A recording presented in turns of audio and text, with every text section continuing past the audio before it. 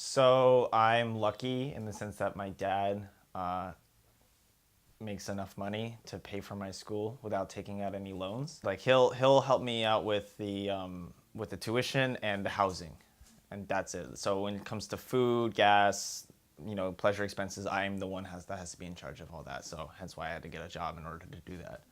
I just Craigslisted a bit, and then I found this post from who's Miss Kate, my current boss, and she was pretty much just asking for an after school teacher. She was desperate for someone good at math, and my major happened to be math. So I aced the test questions, and she hired me on the spot. And I'm like, fuck, now I have to like drive here all the time. It would take anywhere from hour and 20 minutes. One day I was in traffic for about 2 hours just trying to get back home, and I didn't get home until around 8, 9 o'clock ish. My job was in the afternoon after school, so I get there at 2, so I couldn't schedule my classes in the afternoon. Unfortunately, a lot of the classes I needed to take were in the afternoon. So what I ended up having to do is I got really good at learning from a book. So I'd just buy the textbook and study it when I got home and just read throughout the night. So for my non-major classes, they're crap. Like I average probably C's when on my classes like English and history. My math classes I tend to do very well and I get A's and B's. There was a moment when I thought I was going to quit because I couldn't balance classes. I failed my first quarter, like I failed all my classes my first quarter. After I got the job because I couldn't balance them. I didn't know how to balance it.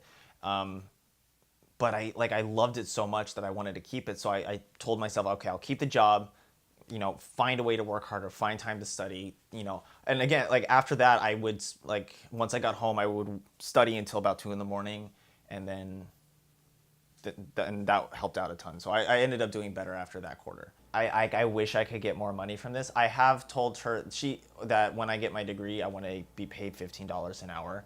I actually worked out that I can sustain myself on $15 an hour. And I'll come with her with my degree and say, listen, I'm qualified now. I have a degree. This entitles me to more money. And if she isn't willing to pay me that, then I'm going to have to leave that job. I feel like I should be paid more even as a student, but how do you negotiate that, right? How do you tell her, hey, I feel like I earn more money when you have nothing to come to the table with? The way I see a degree is it's just like the minimum level that you need to enter the job field. And with that piece of paper, it's how you try to sell it to your employer. If I don't want to go into education, right? If I end up deciding I can't do teaching, I'm sorry. If I decided to go into IT instead, which is another thing I'm really looking into, I don't need a degree.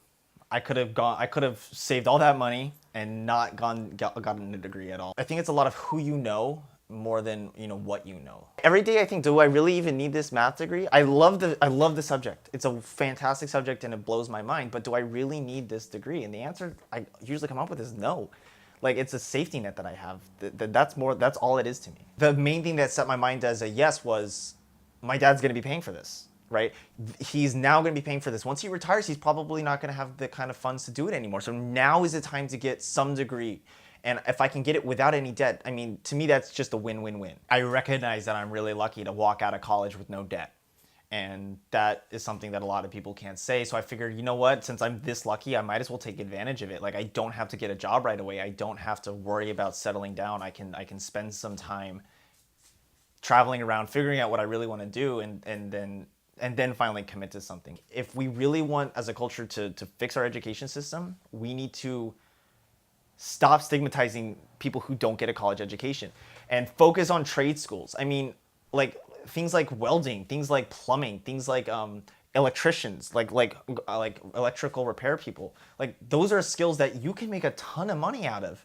But people don't go there because it's not a college education, right? It's a skill, it's a trade school. What we're in right now, I think anyway, is this bubble of education. Because so many people go to college, it overinflates the education. So many people have a degree that the degree becomes worthless. It's basic supply and demand. It's kind of the same situation that happened with the housing market, We gave loan after loan after loan to buy houses.